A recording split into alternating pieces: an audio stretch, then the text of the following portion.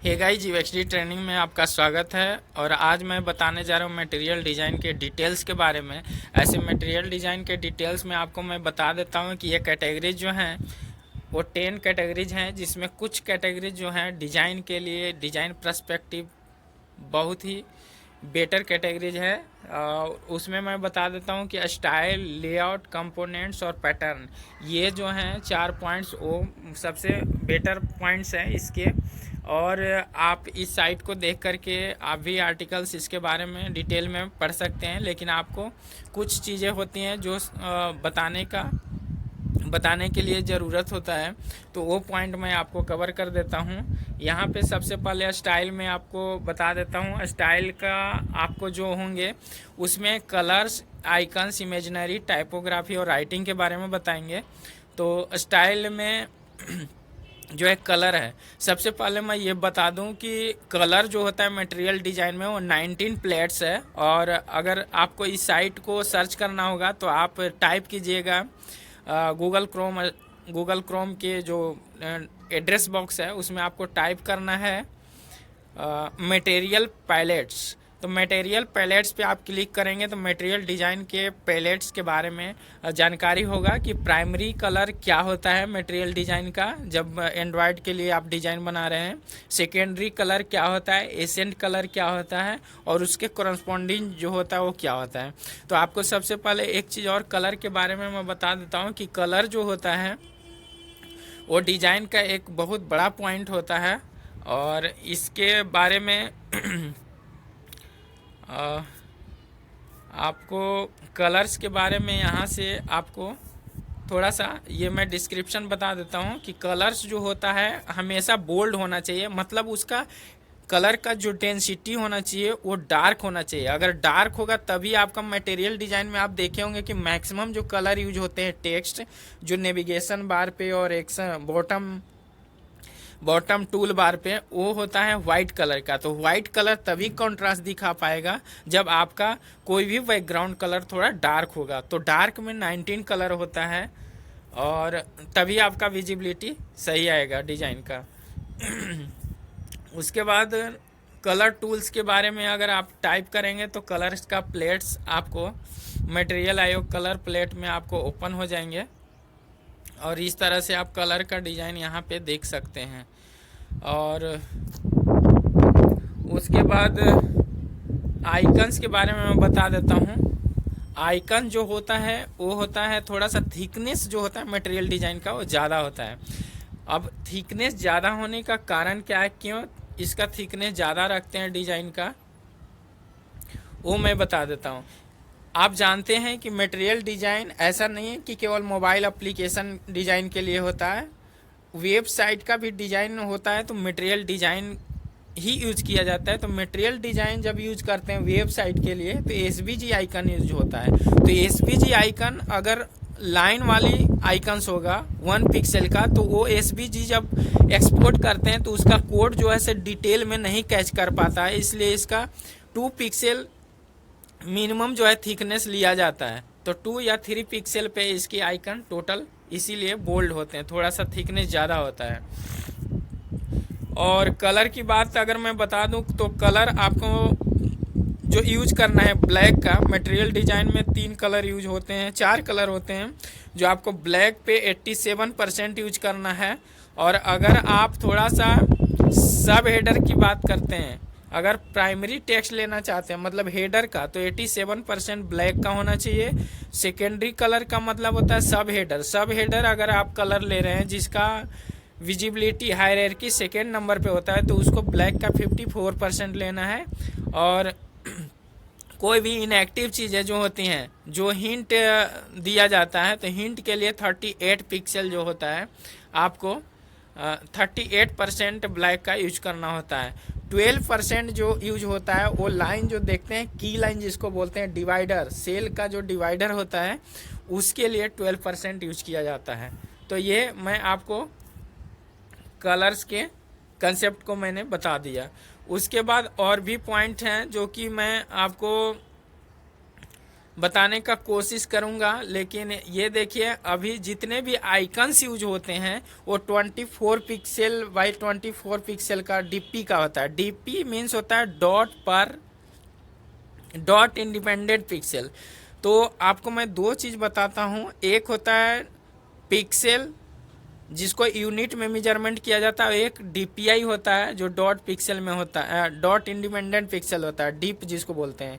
तो एंड्रॉयड क्या होता है, फ्लेक्सिबल डिजाइन होता है, रिस्पॉन्सिव डिजाइन के लिए इसमें क्या होता है डीप जो है इसे यूज किया जाता है, जो ऑटोमेटिक हर डिवाइस के साइज के और रेजुलेशन के हिसाब से वो कैच कर लेता है ऑटोमेटिक उतना बड़ा फ़ोन।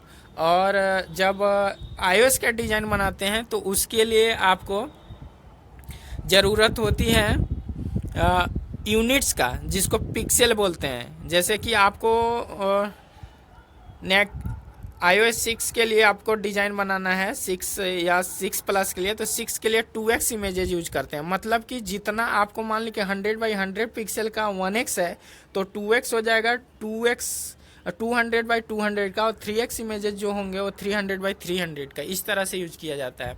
एंड्रॉयड में भी इसी तरह का फंडा है, लेकिन ये डीप में यूज होता है। जैसे कि MDPI जो होता है, MDPI पे रेजुलेशन जो होता है वो पिक्सल के बराबर होता है। अगर आप फोटोशॉप या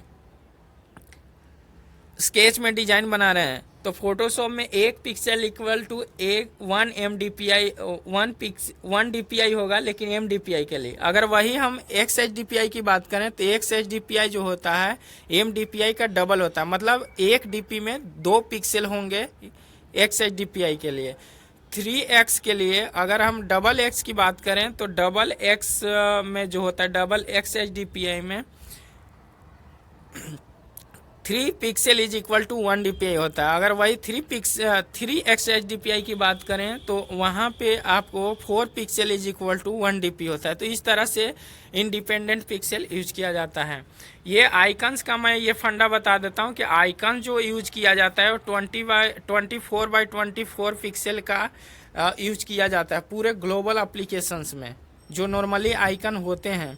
तो इसमें क्या होता है कि 24 बाई 24 पिक्सल का आपको कैनवास साइज लेना है, और कैनवास साइज के बाद जो इनसाइड वाला एरिया लेना है वो आपको लेना है 20 बाई 20 पिक्सल का या 18 बाई 18 पिक्सल का। इस तरह से उसके अंदर ये आइकन सेट करते हैं। जैसे कि आप देख रहे हैं इस तरह से आइकन्स बनाए जाते हैं। उसके बाद मैं आपको बताता हूँ इमेजिनरी। तो कुछ चीज़ें ऐसे होती हैं जहाँ पे इमेज विजुअलाइज करता है, एप्लीकेशन को आइडिया देता है कि ये इमेज क्या यूजर को बताना चाह रहा है।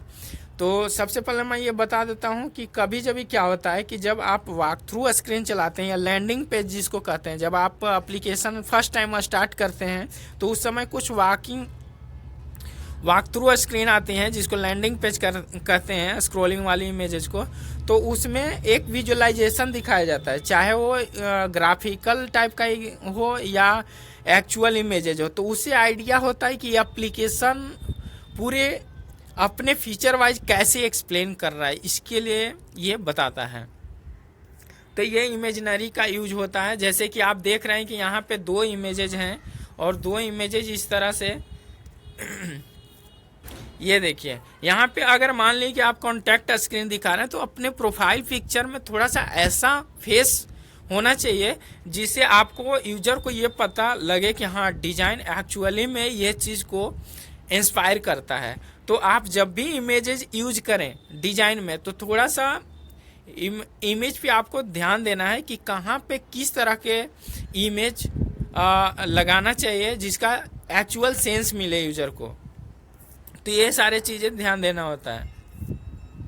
उसके बाद आप ये देख रहे हैं कलर के बारे में। ये आप देख रहे हैं यहाँ पे जो इमेजेज का जो टॉप वाला पार्ट है इमेजिनरी, वहाँ पे आप ब्लूइश कलर का जो पर्पल कलर का इमेज है, तो आपको जो बैकग्राउंड सेट करना है वो आपको पर्पल कलर से ही रिलेटेड होगा, तभी आपका इमेज वहाँ पे जो एक विजुअलाइजेशन होगा वो थोड़ा सा मैच करता है। सपोज दैट इसी पर्पल जगह जो नीचे दिया हुआ है टिकट कन्फर्मेशन, तो यहाँ पे अगर आप रेड कलर देंगे, येलो कलर देंगे या वाइट देंगे तो कॉन्ट्रास्ट नहीं आ पाएगा। तो इस तरह से इमेजनरी जब भी इमेज को आप यूज करते हैं फोटो को, तो उसके साथ थोड़ा बैलेंस होना चाहिए डिजाइन। तो इसलिए आपको इस पे ध्यान देना होता है। उसके बाद कहाँ पे ग्राफिकल टाइप का इमेज यूज करना चाहिए और कहाँ पे लोकल इमेजेज यूज करना चाहिए, ये भी एक बड़ी चीज़ें होती हैं, वहाँ पे आपको डिफाइन करना होता है।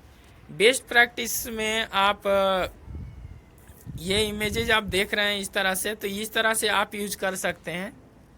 तो ये है आपका इमेजनरी के पार्ट जो कि यूज किया जाता है इस तरह से। टाइपोग्राफी में मैं बता देता हूँ कि टाइपोग्राफी में रोबोटो फॉन्ट जो होता है बहुत ही स्टैंडर्ड और प्रोफेशनल माना जाता है एंड्रॉयड डिवाइस के लिए। अब क्यों एंड्रॉयड फॉन्ट रोबोटो को सपोर्ट करता है ये मैं बता देता हूँ। देखिए कुछ ऐसे भी डिवाइस हैं जो कि जब आप फॉन्ट अदर फॉन्ट यूज करते हैं एंड्रॉयड डेवलपमेंट के टाइम में या डिजाइन क्रिएट करते समय, तो डिजाइन में तो आपको दिख जाते हैं जो आप डिजाइन एंड्रॉयड में कोई भी रोबोटो के अलावे आप कर्सिव लेटर का या कॉमिक्स टाइप का आप फॉन्ट यूज करते हैं। लेकिन प्रॉब्लम ये होगा कि कुछ कुछ डिवाइस में वो जो फॉन्ट होते हैं वो पिक्सलेटेड दिखते हैं, शार्पनेस नहीं दिखते हैं। तो मैं सिंपल एक ऐसा एग्जाम्पल दे रहा हूँ कि ये जो होता है वेक्टर टाइप का होता है, वेक्टर फॉर्मेट सपोर्ट करता है। तो हर डिवाइस के लिए वेक्टर, जैसे हम इलस्ट्रेटर स्केच में जैसे डिजाइन वेक्टर में बनाते हैं उसी तरह से वो सपोर्ट करता है।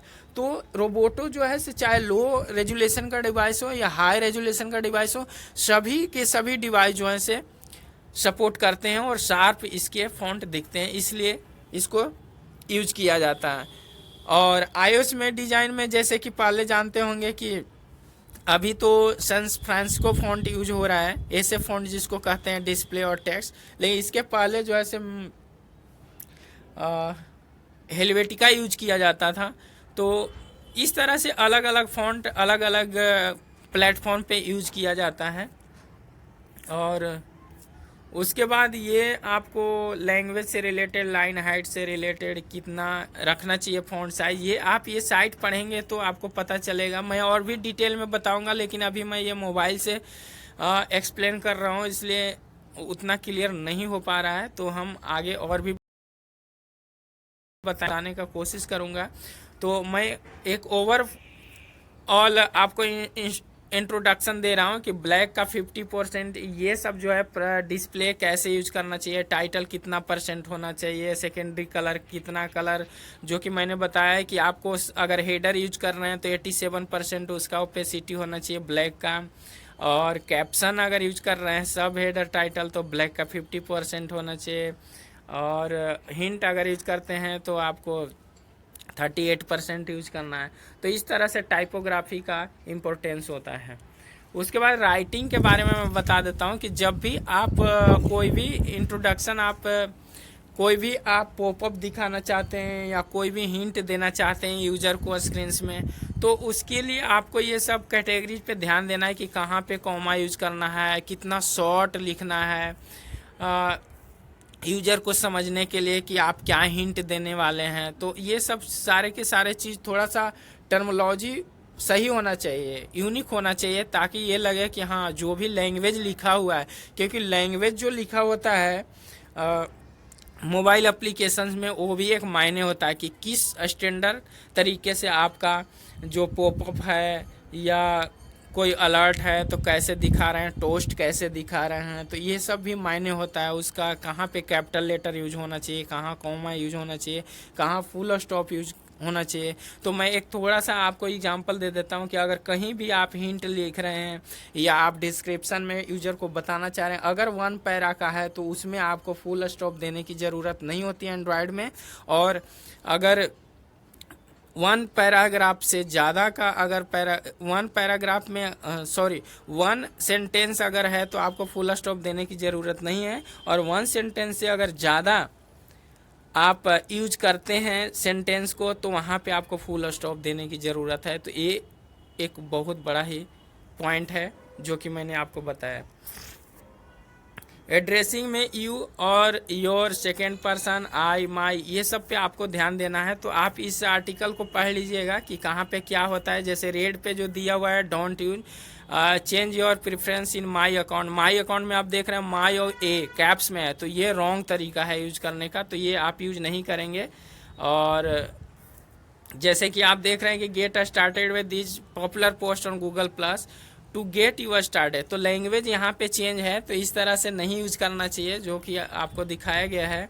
तो इस तरह से आप I will, we will review में आपको वी विल जो है सो शॉर्ट में यूज करना चाहिए, विल जो है से नहीं यूज करना चाहिए। ये जो टॉप वाला तरीका है पोस्टर ऑफ एस वाला आपको यूज करना होता है। तो ये सारे मतलब राइटिंग से रिलेटेड आपका जो आप लैंग्वेज लिख रहे हैं इससे रिलेटेड जानकारी मैं दे रहा हूँ। तो उम्मीद करता हूँ कि ये पॉइंट स्टाइल से रिलेटेड आपको बहुत ही यूजफुल रहा होगा। तो दोस्तों अगर हमारा वीडियो आपके लिए एक्चुअल में ये बेनिफिट होता है तो प्लीज़ हमारे वीडियोज़ को आप लाइक करें और दोस्तों के पास शेयर करें।